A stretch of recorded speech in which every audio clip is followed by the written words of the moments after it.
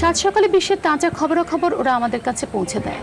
যে বয়সে স্কুলের ব্যাগ কাঁধে নিয়ে স্কুলে যাবার কথা, সে বয়সে ওরা ছুটে বেড়ায় রাজপথে অলিতে গলিতে। ওদের চোখে শৈশবের রঙিন স্বপ্ন নেই, শুধু দৈনিক 100টি পত্রিকা বিক্রি করে 150 টাকা পাবার স্বপ্ন রয়েছে। ওদের পরিচয়, ওরা হকার। যে গল্প নিষিদ্ধ অনুষ্ঠানে আমি সামিয়া রহমান আছি আপনাদের সাথে, এবং দর্শক বুঝতেই পারছেন কোন শিশুরা আজ আমার সাথে আছে। ওদের পরিচয়, ওরা হকার। এবং আমার সাথে আরও আছেন শরফুদ্দিন খান, শিশু অধিকার নিয়ে কাজ করছেন, এবং আছেন আফরিন আনোয়ার, সাংবাদিক। আপনি এই শিশুদের নিয়েই কাজ করেছেন, এবং আমি আসলে এই শিশুদের কাছে যেতে চাই যারা খুব অল্প বয়সে পত্রিকা কাঁধে নিয়ে রাজপথে ঘুরে বেড়ায়, যাদের পয়সায়, যাদের টাকায় তাদের সংসার চলে। আমি প্রত্যেকের নামগুলো শুনতে চাই। তোমরা একটু নামগুলো পরিচয় এবং তোমাদের বয়সটা বলো। আমার নাম মোহাম্মদ ইমরান হোসেন, আমার বয়স 12। আমার নাম সাজ্জাদ। আচ্ছা, আমার নাম সাগর, আমার বয়স 14। আমার নাম আনোয়ার, আমার বয়স 14। আমার নাম রাকিব হোসেন, আমার বয়স 13। আমার নাম মোহাম্মদ সিরাজুল ইসলাম, আমার বয়স 13। আমার নাম ইয়াসিন, আমি বয়স জানি না। আমার নাম মোহাম্মদ রিপন, আমি পোলাপান্তের কাছে পেপার বেশি, আমার কাছে তো পেপার নেই। আপনি ওদের সুপারভাইজার হিসেবে কাজ করছেন। সুপারভাইজার এসে কাছে। জি, আপনার নামটা? আমার নাম সাজেদা। 2 ছেলে পেপার বিক্রি করে। আপনার 2 ছেলে এখানে আছে? হ্যাঁ, ওই এক ছেলে ইয়াসিন আর সাজ্জাদ। আচ্ছা, আমি আপনাদের কাছে আসলে আপনাদের জীবনের গল্প শুনতে চাই এবং এই বাচ্চাদের কাছে যেতে চাই। আমি জানি ওরা আমার সাথে কথা বলছিল এবং ওদের অনেক কষ্ট আছে, দুঃখ আছে, রাগ আছে, এবং ওদেরও কিছু স্বপ্ন আছে। আমি ওদের কথা শুনতে চাই। আমার স্বপ্ন আছে আমি লেখাপড়া করব। আমি আজকে পেপার বেচছিলাম, পেপার বেচাতে আমি একটা বাসে উঠতে চাইলাম, আমার কন্ট্রাক্টরে ধাক্কা মেরে ফেলে দিল। ফেলে দেওয়ার পর আমি বললাম, তোমরা এরকম করো, আমরা পেপার বেচে 2 টাকা আয় আইব, তোমরা এরকম করলে কি হইব? তারপর আরেকটা বাসে উঠলাম, উঠলে তারপর 2টা পেপার বেচে তারপর নামলে আমার মালিকের কাছে গেলাম। মালিকে করলো আমার কোচিংয়ে যেতে হবে, আমার 10টা মাল নিতে না। কয়েন নিল, কয়েন যা তুই কোচিংয়ে। তারপর আমি দেখছি কোচিং এ মানে তুমি স্কুলে পড়ো বাবা? কোথায় পড়ো? 6 ক্লাস 6 এ পড়ো? নিজের টাকায় এই যে হকারি করে পত্রিকা বিক্রি করে তুমি স্কুলে পড়ো? জি। ওখানে কি টাকা দিতে হয় স্কুলে? জি। কত টাকা দিতে মাসে হয়? 300 টাকা। তোমার মা বাবা আছে? জি। মা কি করে? মা বাসায় কাজ করে, আর বাবা? বাবা ডাব বেচে। ডাব বেচে। আর ভাই বোন? ভাই বোন এক ভাই গার্মেন্টস করে আর এক ভাই আব্বুর সাথে সাহায্য করে। তাহলে তোমাকে কেন করতে হচ্ছে? তুমি তো আমি তো জানি আরো 4 বছর আগে থেকে তুমি কাজ শুরু করেছো, তাহলে তোমাকে কেন রাস্তায় নামতে হলো? আমি স্কুল আগে ব্লক স্কুলে পড়তাম, পরে মানে আমার টাকা পয়সা দেওয়া লাগতো না। এখন তো অন্য স্কুলে ভর্তি হয়েছি, তাই একটু টাকা পয়সা দেওয়া লাগে। তাই আমার মা বাবা আমার সাহায্য করে, আমি নিজেই কোচিং টাকাটা বাই করতেছি। কোচিং এ কত টাকা দিতে হয়? 500 টাকা। 500 টাকা। সেটা তুমি তোমার পত্রিকা বিক্রি করে যেটা হয়? জি। আর পত্রিকা বিক্রি করে প্রতিদিন কত টাকা পাও? প্রায় 150 টাকা পাই, তাই জমায়া মানে মাসে বেতনটা দিয়ে দিই। সব সময় কি পত্রিকা বিক্রি হয়, নাকি কোনো দিন এমনও হয় যে বিক্রি হয় না? না, কোনো দিন বিক্রি হয় না। মানে বৃষ্টির সময় পেপার বেচতে গেলে ভিজে যায়, সমস্যা হয়ে যায়, তাই পলিথিন নিয়ে বেচতে যাই। কয়টা থেকে কয়টা পর্যন্ত পত্রিকা বিক্রি করো? 7টা থেকে 10টা পর্যন্ত। তারপর স্কুল যায় কটায়? স্কুলে যাই 11টায়। তোমাকে স্কুলের বন্ধুরা ওরাও কি আসলে কাজ করে, নাকি তুমি একাই কাজ করো? আমার এক বন্ধু কাজ করে আমার সাথে। অন্যরা এই নিয়ে কোনো কথা বলে? না, তোমার টিচাররা কিছু বলে যে তুমি যে এই যে আমার টিচার জানে না আমি পেপার বেচি। তুমি কাউকে বলনি সেটা? জি না। কেন বলনি? আমারও তো একটা সম্মান আছে, আমি যদি বলে দিই আমার তো সবাই হাসবে খেলবে, তাই আমি বলি না। তোমার কি মনে হয় তুমি পত্রিকা বিক্রি করলে তোমাকে সবাই নিয়ে হাসাহাসি করবে? যদি কেউ হাসাহাসি করে তাই কেউ বলি না, আমি নিজের কথা নিজেকেই লাগে। তোমার কি ভালো লাগে প্রতিদিন 7 সকালে উঠে পত্রিকা বিক্রি করতে? জি না, আমার ভালো লাগে না। তাও তো আমার জুড়ে আসতে হয়, যে টাকাটা বাইক করলে তো আমার একটু আগুবে। তোমার স্কুলের পড়াটা হবে। পত্রিকা বিক্রি করার কথা তোমার কে বললো? কে তোমাকে এই কাজে আনলো? কে বলে না, আমাকে তো বলছে যে তুই খাওয়া দাওয়া কর, আমি যাই বাসায় কাজ করতে, তো তাই যাই। আমি এইভাবে দিয়ে কয়েকটা টাকা আমার পকেট খরচা হয়, তার ওই কোচিং এর টাকাটা দিতে পারি। রাস্তায় মাঝে মাঝে তুমি এরকম রাজপথে যে বিক্রি করো, বাস চলে, গাড়ি চলে, কখনো কোনো সমস্যা হয় নাই? আমি একসময় বাস সিঙ্গেলের বাস পেপার উঠতে গেছি, নামতেই দেখি সিঙ্গেল চালিয়ে দিয়েছে। আমি বাসের চিপায় পড়ে, তারপর আমি অনেক ভয় পেয়েছিলাম যে বাসের চিপায় পড়লে আমি মরে যাবো, কি বলবো। তারপর মানে বাস গেছে, তারপর বইয়ের ঠেলায় তারপর সিঙ্গেলে গিয়া দাঁড়াইছে, সিগন্যালে যে দাঁড়িয়েছে। সাইডে গিয়ে দাঁড়াইছে। এরকম আর ঘটেছিল কোনো ঘটনা? আজকে সকালেই তোমাকে কি চড় মেরেছিল বলছিলে? এক কন্ট্রাক্টর। কেন? আমাকে বাসে উঠতে দেয় না, কয়েকজন উঠছে, তুই উঠবি কেন? আমি কই উঠলে কি যদি না উঠে কি আপনি মিশা কথা বলতে? অনেকে আছে মিশা কথা বলে, আমাদের উঠতে দেয় না। এরকম হয়েছে কখনো পত্রিকা নিয়েছে কেউ তোমাকে টাকা দেয়নি? হয়েছে, অনেক দোকানদাররা পত্রিকা নেয়, বলে যে তুমি কালকে আসে টাকা নাও, আমি আসি কালকে দেখি দোকান বন্ধ, তারপর তাহলে আমার কোচিংয়ে যেতে তো তারপর আর টাকা নিতে পারি না। এটা স্কুল না কোচিং বাবা? স্কুলের পরে কোচিং হয়। দুটোই করো তুমি? জি। তোমার টাকা দিয়ে করো? স্কুলের বেতন দেয় মা বাবা, আমি কোচিংয়ের টাকাটা জোগাড় করি। আমাদের ছেলেমেয়েরা আসলে নিজেরাই নিজেদের ভবিষ্যৎ গড়ে নিচ্ছে, রাষ্ট্র পাচ্ছে না, কিন্তু আমাদের ছেলেমেয়েরা এগিয়ে আসছে। আমি তোমার গল্পটা শুনবো বাবা। আমি সকালবেলা উঠতে পেপার বেচতে যাই, পেপার বেচা ঘরের বাজার ঘাটের টাকাটা দেই, অনেক কিছু করি। তারপরে অনেক দিন, আজকে সকালবেলা একটা গাড়িতে উঠতে গেছি, গাড়িতে কয় কি, আমি একটা ভাই কয় কি, এই তুমি পেপার বেচো, তোমার কি লেখাপড়া করতে ইচ্ছে করে না?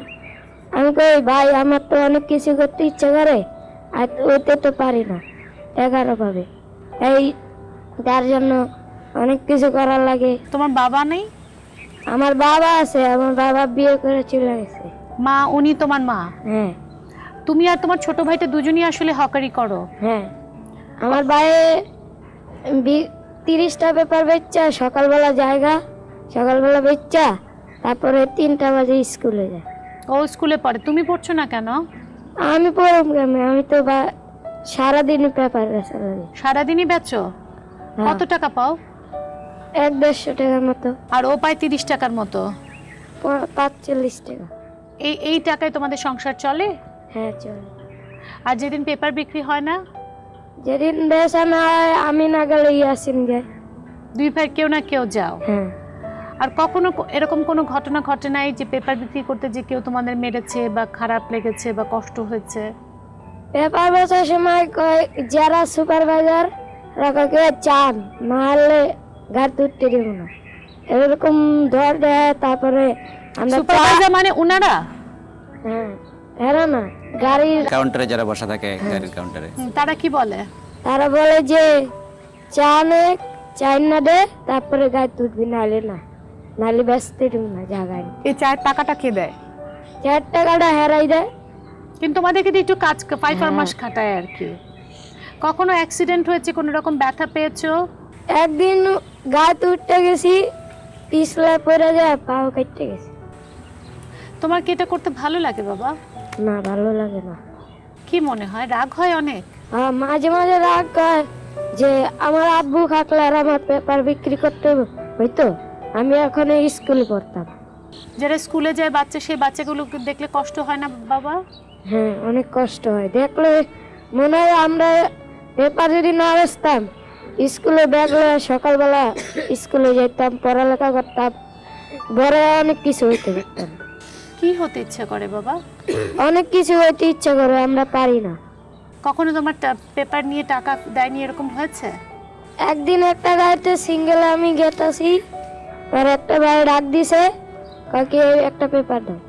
পেপার দিছি, পরে গাড়ি কাকি অন্য যাও না, যে আইসি কাকি বাংটি লেও, ঘরে আয়া দেখি বাংটি লেও, দেখি বেড়া নাই, গেছে গা। এই যে 100-150 টাকা পাও, তোমার ভাই পায় 40-45 টাকা, চলে তোমাদের সংসার? চলে। তো তোমার কখনো ইচ্ছা করে না, তুমি ভাইটাকে পড়াশোনা করাচ্ছ তোমার টাকা দিয়ে, তোমার কখনো মনে হয় না যে তুমি সারা জীবন কি হকারি করবা, না অন্য কিছু করার ইচ্ছে আছে? বড় তো অনেক কিছু হইতে চাই, আমরা তো টাকার অভাবে পারি না।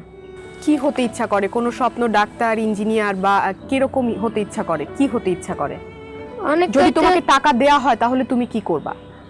টাকা দিলে আমরা দোকান দেব, একটা দোকান দিয়া দোকানও চালাবো, আমরা সংসার করে চালাতে। আমি আজকে সকালে আইছি, পেপার লাইছি, তারপর গেছি স্টেশনে, ব্যস্তে ব্যস্তে ব্যস্তে একটা গাড়ি তুলছি, একটা কন্ডাক্টর জারি মারলো, যা পরে উঠ গাড়িতে, পরে উঠতে গেছি, বা গাড়ি চলে গেছে। তারপর একটা ভাইয়া ডাক দিয়ে নিলো পেপারে, বা ডাক দিয়ে জান থেকে, আমি কই ভাই মার্কেটে পেপার দিয়ে যামগা, না যা, না যাইলে মার মতরে। আমি কই ভাই যাইতেছি কত ভাই, যা, আবার কথা কষলি। আমাকে প্রতিদিন মানুষের এই বকা শুনতে, ঝাড়ি শুনতে কেমন লাগে? অনেক খারাপ লাগে। তুমি স্কুলে পড়ো? জি না, আগে পড়তাম, এখন পড়ি। কেন পড়ছো? আব্বা মারা গেছে তো, আব্বা থাকলে তো পড়তাম, আব্বা থাকলে কাজ করলাম না, পড়ালেখাই করতাম। যখন বাবা বেঁচে ছিল তখন কি হকারি করতা? জি না, তখন মার দেশে পড়তাম। মাদ্রাসায় পড়তে? বাবা মারা যাওয়ার পর শুরু করেছো? জি। আর ভাই বোন আছে? আছে। কতটুকু? আমার বড় একজন সে কি করে? রিক্সা চালায়। তার টাকায় সংসার চলে না? টাকা চলে, ঘর ভাড়া দিতে হয়, আবার সংসার চলতে হয়। তার বয়স কত? আমার বড় 18 বয়স, সে 18 বছর। আর মা কি করে? বাসায় কাজ করে। তোমরা তিনজন মিলে চেষ্টা করে সংসার চালাচ্ছ। জি। সব দিন কি টাকা আসে? 100-150 টাকা প্রতিদিনই আসে, নাকি কোনো কোনো দিন হয় যে টাকা হাতে একেবারেই নাই? হয় এরকম, মানে টুকাই পোলাবেন আছে না, আর মায়েরা দুরা টাকা লয়া যায়, আবার কদিন লসও খাই। 20 টাকা 20 কাগজ পলিটিন দিয়া ঘুরা মাল ব্যস্ত ভিজাম। আর প্রতিদিন সকালে শীতের দিন আইতে মন চায় না। আর সেদিন আই নাই, শীত করছিল, তারপর আই নাই। সেদিন আর টাকা আসে নাই? জি না, সেদিন মালিকে মাল জরিমানা দিছে। মালিক উল্টা জরিমানা দিয়েছে তোমরা কাজ করনি বলে? জি। সে টাকাটাও তোমাকে দিতে হয়েছে? জি, আমার ভাই মারছে, যাইছে না দিকে, এই কারণে জরিমানা কত দিতে হয়েছিল? 350। একদিন যাওনি বলে 350 টাকা উল্টা মালিককে দিতে হয়েছে? জি। এই জরিমানার টাকাটা কোত্থেকে আসলো বা কিভাবে তুমি জোগাড় করলে? ওই যে পেপার বেচলাম না, প্রতিদিন 10 টাকা 20 টাকা 30 টাকা করে দিয়া দিই। ওই জমানো টাকাটাও চলে গেল তোমার কাছ জি। থেকে? জি। মালিককে ওনারা, ওই সুপারভাইজার ওনারা? ওনার মতন একজন আছে, 1 নম্বর। আচ্ছা, আমি আসবো ওনার কাছে, কিন্তু আমি তোমার কথাটা, গল্পটাও শুনতে চাই। আমার নাম আনোয়ার, আমি পেপার বিক্রি করি। আমি 4 পেপার বিক্রি করে আমার ছোটো বোনের পড়াই। আমি তো পড়তে পারি নাই, তাই আমার ছোটো বোনের পড়ানোর জন্য ডেলি টাকা পেপার বিক্রি করে টাকা জমাই। ছোটো বোনের কোচিংয়ের জন্য টাকা দিই, স্কুলের বেতন দিই, বই খাতা লাগলে দিই। বাসায় মা আছে? জি আছে। বাবা আছে। ওনারা কি করে? আর আব্বা কাঁচামালের ব্যবসা করে, আর আম্মা বাসায় থাকে। তো এই কাঁচামালের ব্যবসা করে সংসার চলে না? চলে। আমি চাই যে আমার নিজের টাকা দিয়ে আমার ছোটো বোনের পড়াই। তোমার নিজের কিছু ইচ্ছে করে না কিছু হতে? জি, ইচ্ছা করে তো, কিন্তু টাকার কারণে তো পড়তে পারি না। আমি চাই যে বড় হয়ে পুলিশ হই, এখন বড় টাকার হয়ে কারণে তো। পুলিশে যেতে চাও? পুলিশে যেতে গেলে তো বাবা কিছুটা পড়াশোনা করতে হয়। তোমার পড়াশোনা আছে কিছু? জি না, ক্লাস 5 পর্যন্ত পড়ছি, আর পড়ালেখা নাই। তা এখন ইচ্ছে করে না কোথাও? আমাদের তো প্রাথমিক শিক্ষা বিনামূল্যে পড়ানো হয়, তো সেখানে কোনো ইচ্ছে করে না যে কোথাও যেয়ে তুমি কিছু একটা ইচ্ছা করে করো? তো যাইতে, কিন্তু টাকার কারণে তো যাইতে পারি না।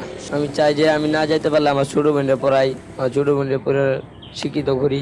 এবার সাধলে আবার গালাগালি করে, গাড়ি তুলতে দেয় না, গাড়ি তুললে মারে, এবার হাতলে বকাবকি করে। এই রাস্তার মধ্যে যে যখন চারপাশে বাস, ট্রাক, গাড়ি, এর মধ্যে দিয়ে কখনো কোনো অ্যাক্সিডেন্ট হয়নি বা ভয় লাগে না তোমার? আমার তো ভয় লাগে। একদিন গাড়ি থেকে পড়ে গেছি পেপার নিয়ে, তারপরে বাসায় গেলাম, আব্বা আম্মারে বলি নাই যে ব্যথা পাইছি। কখনো রাগ হয় আমাদের উপর? রাগ তো হয়, যে গাড়ি তুললে গালাগালি করে, এরা পেপার বেচতে দেয় না। আমি তোমার কাছে একটু শুনতে চাই। ডেলি সকালে 7টার দিকে আসি, আইসা মালিকের কাছ থেকে মাল নেই। মাল নিয়ে প্রথম বাসে উঠি, বেচতে পারি না, অন্য বাসে উঠিয়া 2টা-3টা বেচতে পারি। এবার আর কি কয়েকটা বেচা 50-60 টাকা বেচা কিছু খাওয়া দাওয়া করে আবার বিক্রি করে এই। সেই টাকা দিয়ে তোমরা খাওয়া দাওয়া করো? জি। এরপরে আজকে ওই যখন বাস উঠলো, এই সময় আমি একটা বাসে উঠলাম, উঠা আর কি এক বাস আইতাছে আর এক বাস আমি উঠতেছি, ধাক্কা মারলো, কিছু বললাম না, গেলাম গা। অনেকজনে স্কুলে যায় বাস দিয়ে, আমারও ইচ্ছা করে, কিন্তু আমি স্কুলে 5 থেকে 6-এ উঠছি, কোচিং করতে হয়, স্কুলে যেতে হয়। 11:30টার দিকে স্কুলে যাই, কিন্তু কোচিং করি 10টার দিকে। এই কোচিং এর টাকা তোমার এই পত্রিকা বিক্রির টাকা দিয়েই করো? জি। বাসায় কে আছে তোমার?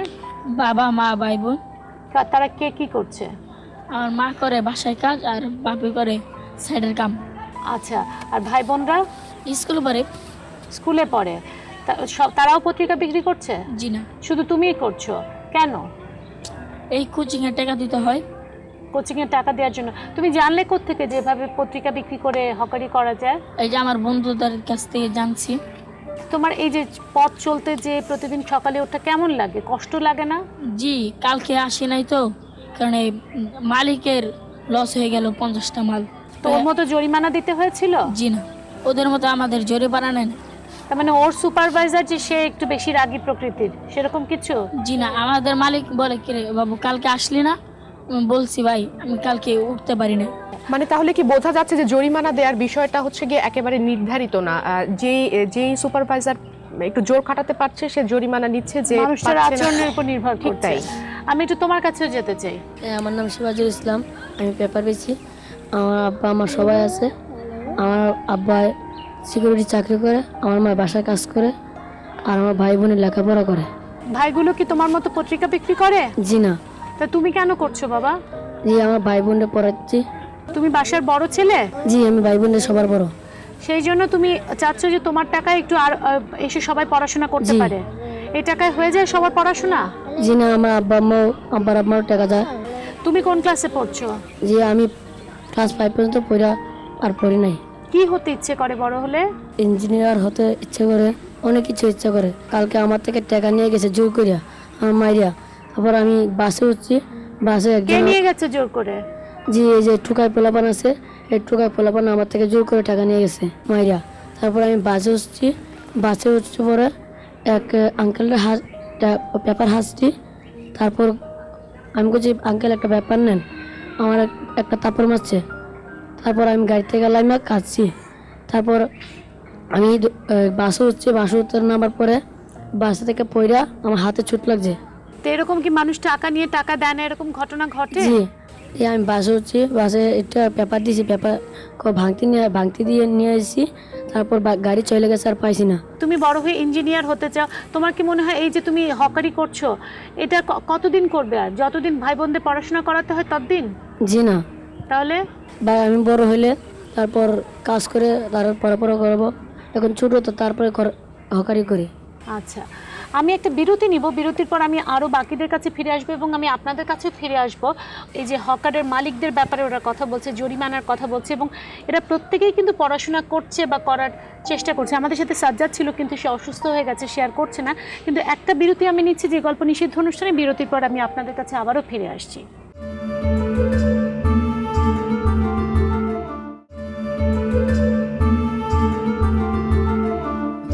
ওরা কাগজ বিক্রি করে, ওরা ঘুরে বেড়ায় রাজপথে, অলিতে গলিতে, কিন্তু ওদের চোখে অনেক স্বপ্ন আছে। শুধুমাত্র 150-200 টাকা পাওয়াই ওদের জীবনের লক্ষ্য নয়। কেউ ইঞ্জিনিয়ার হতে চায়, কেউ ভাই বোনদের পড়াশোনা করাতে চায়। নিজে হয়তো পড়াশোনা করতে পারেনি, কিন্তু ভাই বোনদের তারা শিক্ষিত করতে চায়। সংসারের জোয়ালটা তারা নিজেরাই নিজেদের কাঁধে তুলে নিয়েছে, কিন্তু প্রত্যেকের চোখে স্বপ্ন শিক্ষিত হওয়ার। আমি তোমার কাছে একটু যেতে চাই। আমার নাম ইয়াসিন, আমি সাত সকালবেলা পেপার বেচতে বাইরে যাই। ভালো লাগে পেপার বিক্রি করতে? না। কেন তাহলে করছো? মা বলেছে বলে? না, তাহলে এমএ করি। এমনি করে টাকা আসে বলে? কত টাকা পাও প্রতিদিন? 45 টাকা। 45 টাকা? 45। হ্যাঁ। প্রতিদিন কটা থেকে কয়টা পর্যন্ত বিক্রি করো? 9টা পর্যন্ত। সকাল 9টা পর্যন্ত। উঠো কয়টায় সকালে? সকাল 5টায়। ভোর 5টায় উঠো। তারপর কোথায় কোথায় যাও? 1 নম্বর থেকে টেকনিক্যাল যাই, ওখান থেকে মাল শেষ হয়ে গেলে বিল দিয়ে বাসায় চলে যাই। আচ্ছা, যখন পেপার বিক্রি করো সব মানুষ টাকা দেয়? জি। রাস্তায় ভয় লাগে না একা একা ঘুরতে? হ্যাঁ, পড়ে গেছিলাম। পড়ে গেছিলে? কবে? আজকে। আজকেই পড়ে গেছিলে? তারপরে? পরে নেমে এসেছিলাম। স্কুলে যাও তুমি? জি। কোন স্কুলে? আলো খুঁজিতে। কোন ক্লাসে পড়ো? 1-এ। বড় হয়ে কি হতে চাও? ডাক্তার। ডাক্তার হতে চাও? তুমি যখন রাস্তা দিয়ে দেখো অন্য বাচ্চাগুলো কাঁধের মধ্যে ব্যাগ নিয়ে যাচ্ছে, গাড়িতে করে যাচ্ছে, রিকশায় করে যাচ্ছে, মা বাবার সাথে, কেমন লাগে বাবা? খারাপ লাগে। আচ্ছা, আমি তোমার কাছে আসবো, আমি একটু ওদের মার কাছে যেতে চাই। আমার 2 ছেলে পেপার বিক্রি করে, এই যে আজকে অসহায় হয়েছে, এই যে অসুস্থ হয়ে গেছে, যদি না যায় তাহলে জরিমানা দেওয়া লাগবে মালিকের। ওর মালিককেও জরিমানা দিতে হয়? হ্যাঁ, অসুস্থ আর বুঝতে নাই, আরে জানাই দিতে হবে যে স্কুল কামাই দিয়ে নিয়ে আইসে। ছোট ছোট স্কুল পড়ে, বড়রা পড়াশোনা করে না, মায়ের করি।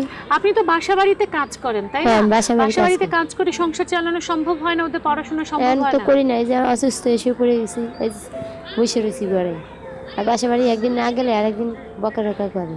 কারণ ছেলে মেয়ে কষ্ট করে পারলি ওই কাজে যায়, কাজে না গেলে খাইব কি? আপনার যে ছেলেটা অসুস্থ হয়ে গেল সাজ্জাদ, ওর বয়স আমি অসুস্থ হয়ে গেছি, আমি মালিকরে যে বলি এখন দিবে না, ছুটি দিবে না, কালকে যাওয়াই লাগবে, ভোর 5টা বাজে উঠে। আপনার স্বামী কই? সে খোঁজ খবর নেয় না, সে বিয়ে করে আলাদা থাকে। আজকে 12 বছর ধরে বাবা ভাড়ায় থেকে চলে গেছে, বাসা বাড়ি কাজ করতে করতে অন্ত বুড়ো হয়ে গেছি। এখন আর কত যাবো? বিয়ের আগে থেকেই কষ্ট করতেছিল, বিয়ের আগে থেকে বাসা বাড়ি কাজ করি, বান্দার থেকে আনাইছি ছুটা, অন্ত বুড়ো হয়েছে, আর কাজ কাম ভালো লাগে না। বাধ্য ফুলা কষ্ট করে বাধ্য করে দিচ্ছি। ছেলেদেরকে কবে কাজে থেকে লাগালেন? এই ছেলে হুম?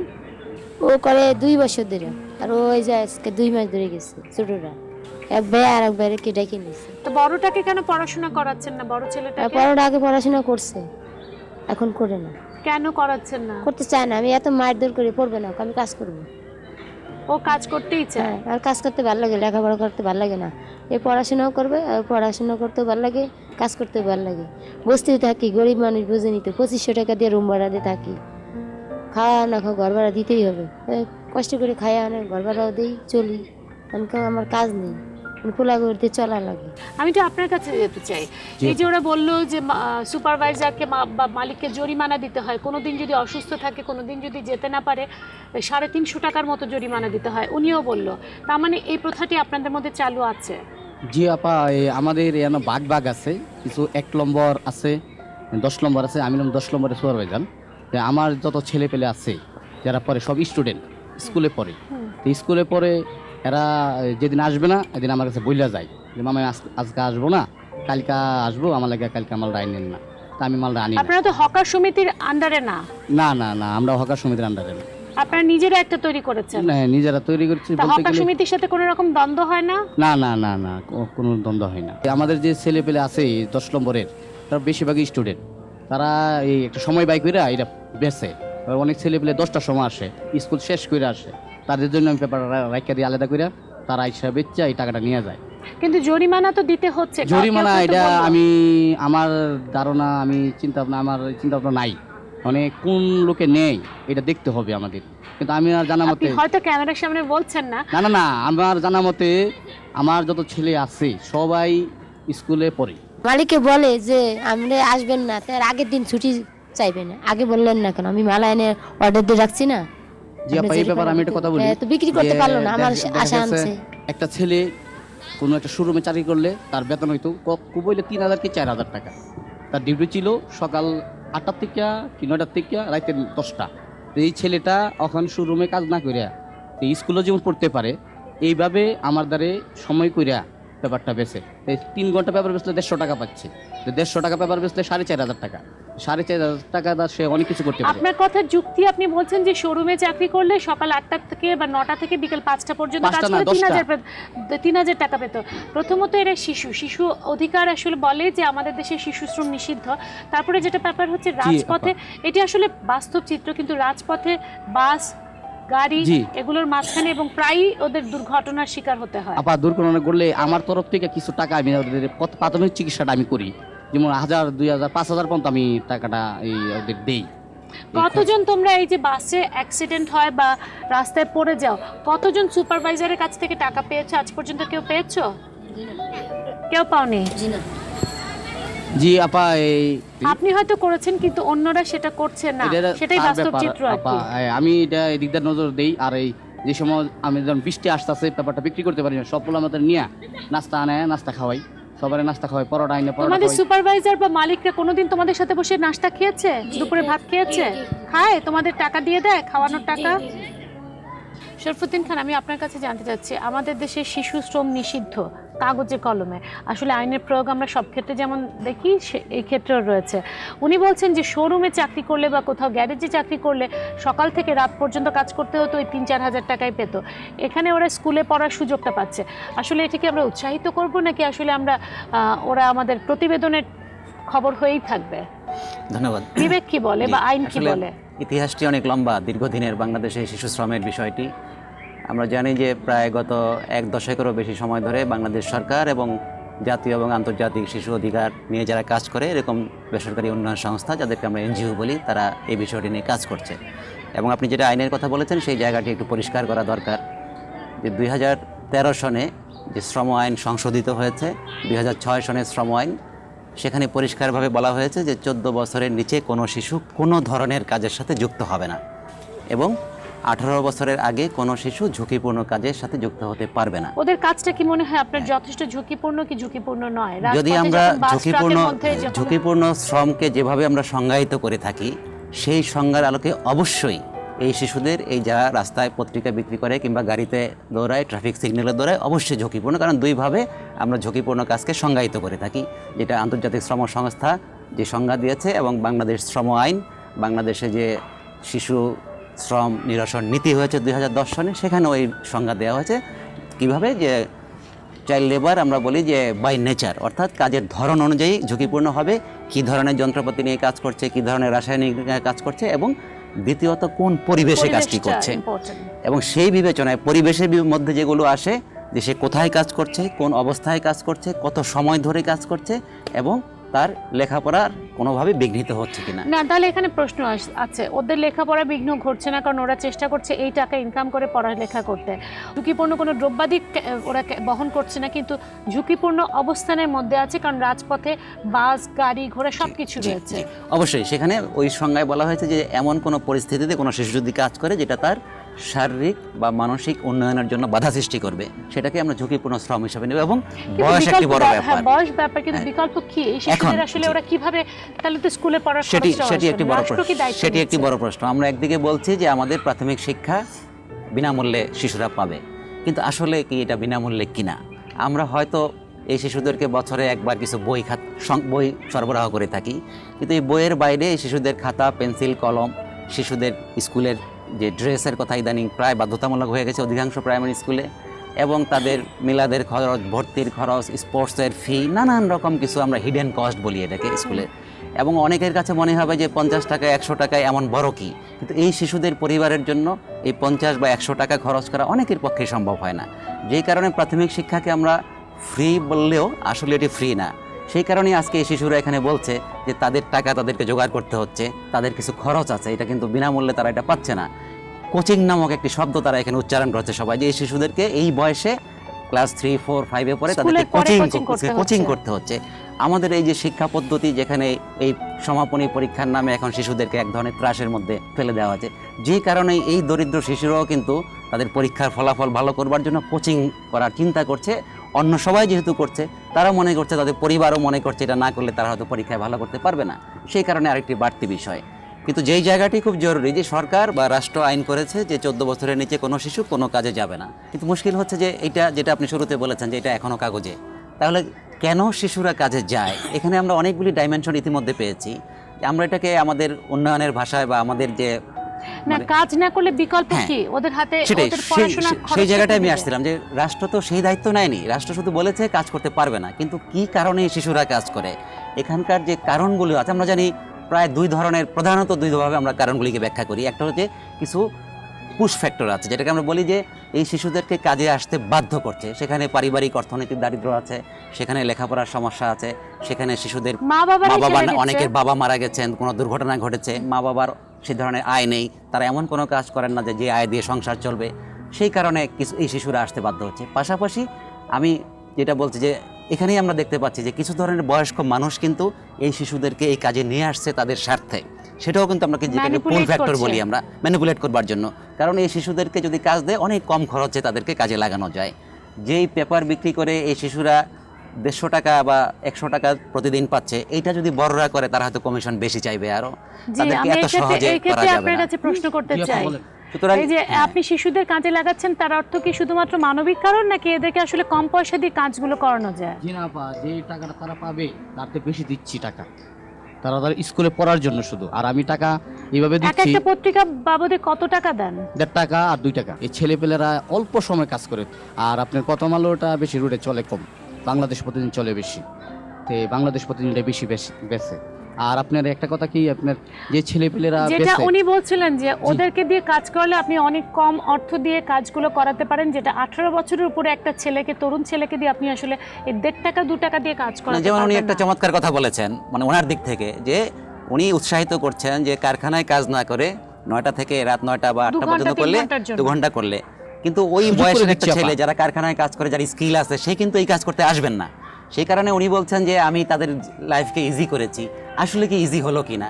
কিন্তু ওদের নিরাপত্তাটা আপনি কিভাবে নিশ্চিত করছেন? আপনি বলছেন যে আপনি যেটা দেখালেন একটা উদাহরণ, যে শোরুমে চাকরি করলে সে সকাল 9টা থেকে রাত 10টা পর্যন্ত চাকরি করতো, মাসে 3000 টাকা পেত, কিন্তু আপনি এখানে হয়তো বা এখন সকাল 7টা থেকে সকাল 9টা পর্যন্ত কাজ করাচ্ছেন, আপনি সেখানে প্রতিটা পেপারে 1.5 টাকা থেকে সর্বোচ্চ 2 টাকা করে তাদেরকে দিচ্ছেন, কিন্তু তাদের নিরাপত্তাটা যেখানে শোরুমে নিশ্চিত হচ্ছে, আপনি কিন্তু সেই নিরাপত্তাটা নিশ্চিত করতে পারছেন না।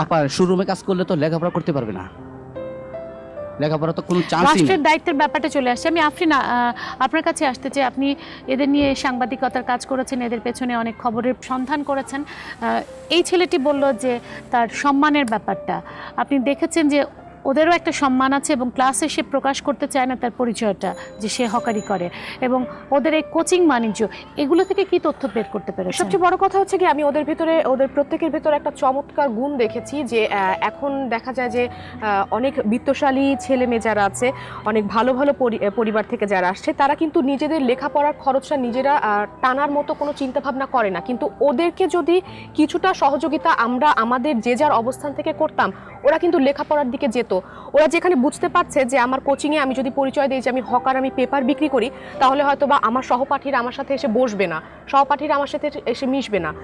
অফ ইয়ারে ওরা আমার সাথে আরও অনেক বেশি ওদের মনের কথাগুলো আমার সাথে শেয়ার করেছে, এবং তারা বলছে যে আমরা খুব লজ্জা পাই যে আমরা হয়তো বা ময়লা কাপড় চোপড়ে যাই, যে হয়তো বা তখন বলতে হয় যে আমরা খেলাধুলা করে এসেছি, আমরা প্রকাশ করি না যে আমরা পেপার বিক্রি করে এসেছি। কাপড় চোপড়ের ব্যাপারে কখনো তোমরা কিন্তু বলেছিলে যে স্কুলে গেলে দেখা যাচ্ছে ময়লা কাপড় চোপড় পরে গিয়েছি, হয়তো বা তখন একটু বসতে সবার সাথে একটু হচ্ছে। এবং আমাদের অভিজ্ঞতা আমরা আরেকটা কিছু দেখেছি, যে ওরা যেটা যে কারণে গোপন করে, এক তো লজ্জার ব্যাপার আছে, নিশ্চয়ই তাদের একটা সেলফ ইমেজের ব্যাপার আছে।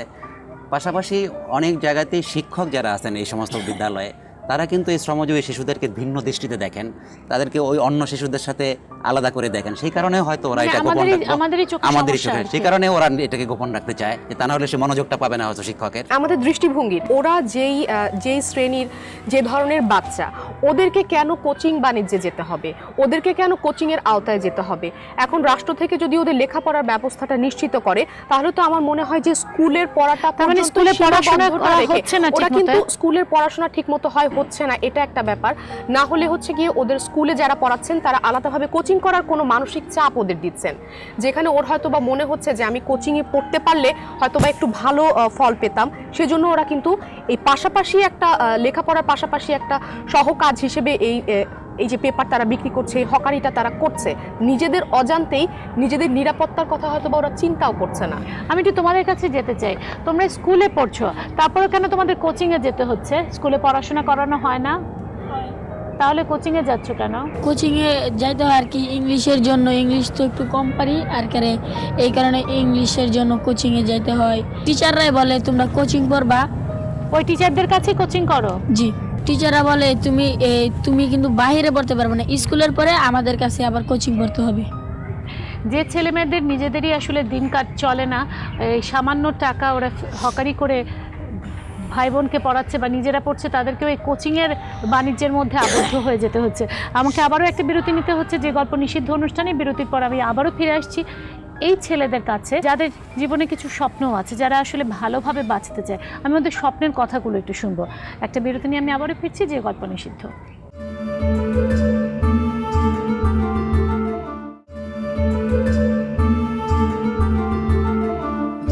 ওদের পরিচয়, ওরা হকার, ওরা আজ আমাদের সাথে আছে। আমি একটু জানতে চাই, যদি তোমাদেরকে সুযোগ দেওয়া হয়, যদি বলা হয় তোমরা 3টা ইচ্ছে পূরণ করো, যদি বলা হয় তোমাদের পড়াশোনার খরচ বা তোমাদের জীবন চালানোর খরচটা কেউ দিয়ে দিবে, তাহলে তোমরা কি চাও? 3টা ইচ্ছের কথা বলো। আলাউদ্দিনের চিরাগের গল্প শুনেছো না? সেরকম 3টা ইচ্ছের কথা বলো।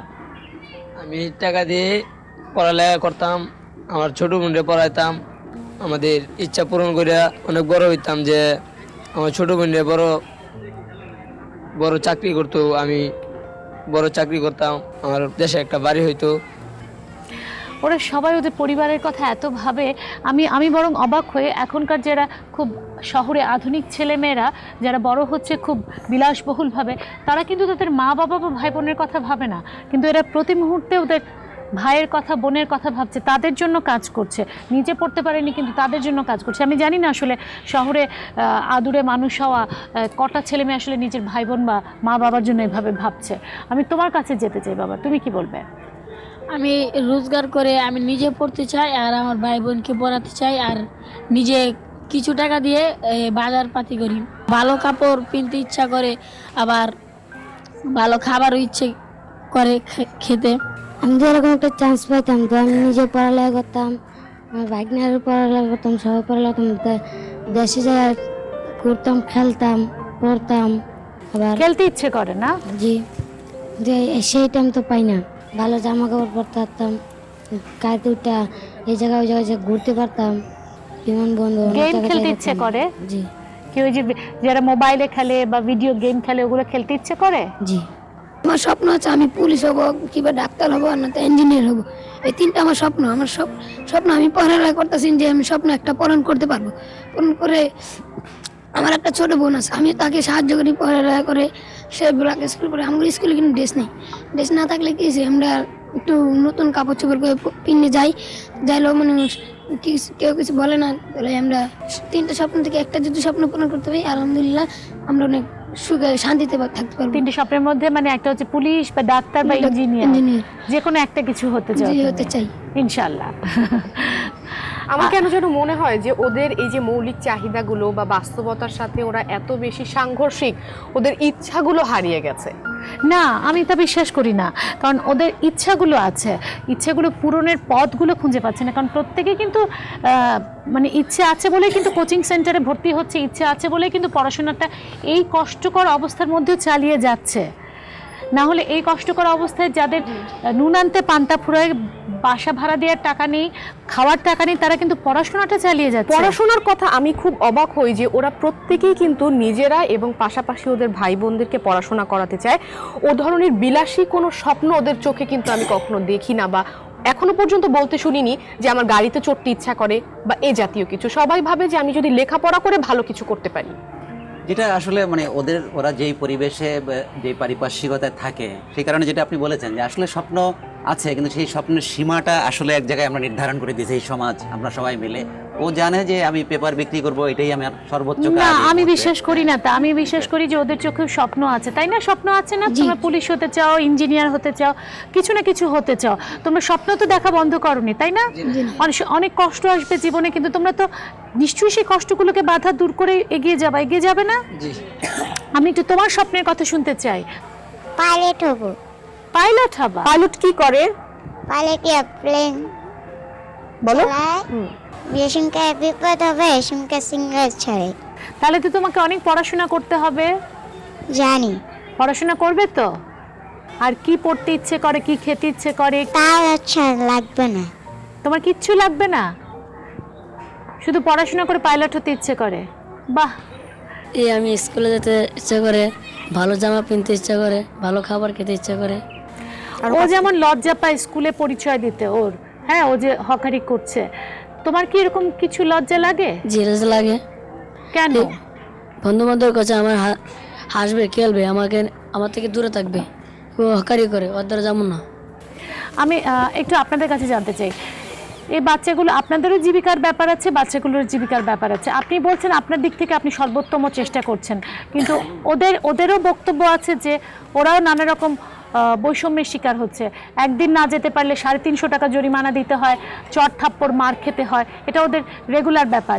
এবং টাকার ব্যাপার যেটি আপনি বললেন যে চিকিৎসার জন্য, সে টাকা এইখানে যারা আছে তারা কেউ পায়নি। জি আপা, এরা তো পায় নাই, ঠিক আছে, কিন্তু অনেকেই আছে পাইছে। ব্যাপারটা হইলো আমি যে, আপনি কি জানেন সরকার থেকে শিশুশ্রম নিষিদ্ধ করা হয়েছে? জি আপা, তো আপনি দেখেন, লক্ষ্য করে দেখেন, রেগুনা নামক একটা টেম্পো আছে, সিএনজি, এদের তো ওই যে ছোট থেকে এরা ডিউটি করে। আবার আমার অনেকেই যারা আগে পেপার বেচতো, এরা অনেকেই চলে যায়। কি করস আমার রেগুলার ডিউটি করি, 300 পাই। কয়টা 6 করে আসো, সকালে যাই 6টায়, আসি রাইতের 1টায় 12টায়, 300 নিয়ে আইছি। একদিন পরে 300, ঘরের পর তো 150। তা আমার দ্বারা কাজ করে পাইতেছে আপনার 150, 3 ঘন্টা লেখাপড়া হচ্ছে, পাশাপাশি ছোট বোনের লেখাপড়া করাইতে পারতেছে। আমি কি আপনার মাধ্যমে ওনাকে একটা প্রশ্ন করতে পারি? কারণ উনি বারবার যে বিষয়টা বলার চেষ্টা করছেন যে এই শিশুদের প্রতি উনি অনেক মমতা আছে, অনেক ভালোবাসা আছে, যে কারণে শিশুদেরকে উনি সহায়তা করছেন। কিন্তু আমার প্রশ্ন ওনার কাছে, আপনি কেন এই শিশুদের বিয়ে করাচ্ছেন? বড় মানুষ কেন নেন না আপনি এই কাজের জন্য? বড় মানুষের তো আপনি একটা বড় মানুষ নিতে 10,000 টাকা দিতে হবে তাকে। এইটাই কিন্তু উনি বলেছিল। জি। আর ছোট মানুষ, আমি যতগুলা ছেলে পেলেরে পেপার বিক্রি করাই, অনেক ছেলে পেলে রুটি ঘুরে কাজ করে না। তার মানে এখানে মানবিকতার ব্যাপারটা যতটা না, তার চেয়ে অনেক বেশি বড়রা যদি কাজ করে তাহলে অনেক বেশি অর্থ খরচ আপনার হয়, আর ওদেরকে অনেক কম টাকা দিয়ে আপনি আসলে কাজগুলো করাতে পারেন। না, একই টাকা দিব। সবাই একই 3000 10,000 তফাৎ তো অনেক। 10,000 তো সে তো বড় অনেক, তার তো বাসা ভাড়া আছে আর তার মা বাবা আছে, মানে টাকার পরিমাণটা তো কম আর কি। কম, কিন্তু বড় মানুষ তো বেচবেও বেশি। তারপরেও কেন আপনি রাখছেন না তাহলে? আপনার লাভ তো বেশি বড় হবে। মানুষ তো ওই কাগজটা বেচতে আসতেছে না। আচ্ছা। আর আপনার এই ছোট ছেলেপেলে আমার দিক দিয়ে যেটা আমি বুঝি, তা আমি চাই সবাই নিয়ে এক থাকি, পোলা পায় আমার খুব ভালোবাসে। আপনাকে অসংখ্য ধন্যবাদ। আফরিন, কি আসলে বিশ্লেষণ হয়েছে? যদি আপনি বলছেন যে ওদের চোখে স্বপ্ন নেই, কিন্তু আমার কাছে মনে হয় ওদের প্রত্যেকের চোখেই স্বপ্ন আছে। হ্যাঁ, খুব বেশি চাওয়ার স্বপ্ন নেই। ওরা ভিডিও গেম চায় না, ওরা গাড়ি চায় না, ওরা খুব রাজকীয় বিলাসবহুল পোশাক চায় না, ওরা পিৎজা হাটে খেতে চায় না, বার্গার চায় না, কিন্তু ওরা চায় নিজের পায়ে দাঁড়াতে। ওরা চায় ভাই বোনদের পড়াশোনা ওরা করাতে। কেবলই ওদের মৌলিক অধিকারটুকু নিশ্চিত করতে চায়। ওদের চোখে কোনো বিলাসী স্বপ্ন নেই, ওদের চোখে কোনো উচ্চ আকাঙ্ক্ষা নেই। শুধু ওরা লেখাপড়া করে 8-10টা সাধারণ শিশুর মতো থাকতে চায়। কারণ প্রত্যেকটা, আমি যতটুকু জানি, আমার ক্ষুদ্র জ্ঞানে মনে হয় যে প্রত্যেকটা শিশুই ভূমিষ্ঠ হওয়ার সময় তার যে মৌলিক অধিকারগুলো আছে, শিক্ষা, বাসস্থান, স্বাস্থ্য, খাদ্য, সব কিছু এই সব কিছু নিয়েই কিন্তু একটা শিশু দুনিয়াতে ভূমিষ্ঠ হচ্ছে। ওদের যদি আমি দেখি যে ওদের স্কুলে যাওয়াটা নিশ্চিত হচ্ছে, কিন্তু ওদের যে পুষ্টি, আমি মনে করি না যে একটা শিশু শুধু স্কুলে যেতে পারলেই সে সুশিক্ষিত হয়ে এবং উঠছে। ওদের বয়স অনুযায়ী প্রত্যেকে কিন্তু একেবারে চরম অপুষ্টিতে ভুগছে। সরকার শুধু বা রাষ্ট্র থেকে শুধু শিক্ষা ব্যবস্থাটা নিশ্চিত করলেই হবে না, পাশাপাশি ওদের পুষ্টি চাহিদাটাও নিশ্চিত করতে হবে। আর ওনার কথা যদি আমি ধরি, উনি একটা কথা থেকে বারেবারেই ছুটে আসছে, সেটা হচ্ছে গিয়ে যে নিরাপত্তার যে ব্যাপারটা, সেটা তারা কিন্তু একেবারেই দেখছে না। কারণ শিশুদেরকে তাদের কোমলমতি মনের মাধ্যমে তাদেরকে খুব সহজেই তারা কনভিন্স করতে পারছে।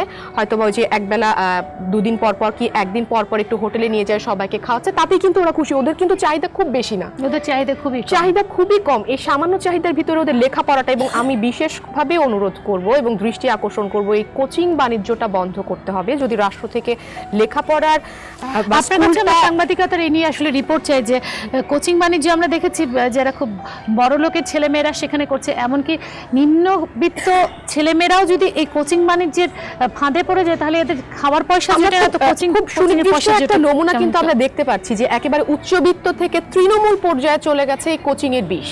ওটা বাধ্য করা হচ্ছে তাদের একটা মানসিক চাপ দেওয়া হচ্ছে। আপনাদের সবাইকে অসংখ্য ধন্যবাদ, এবং এই শিশুদেরকে অনেক ধন্যবাদ যারা এতক্ষণ কষ্ট করে আমাদের সাথে ছিল, যারা তাদের স্বপ্নের কথা বলেছে, তাদের কষ্টের কথা বলেছে। এবং দর্শক, আজকের মতো আমি শেষ করছি যে গল্প নিষিদ্ধ অনুষ্ঠানটি।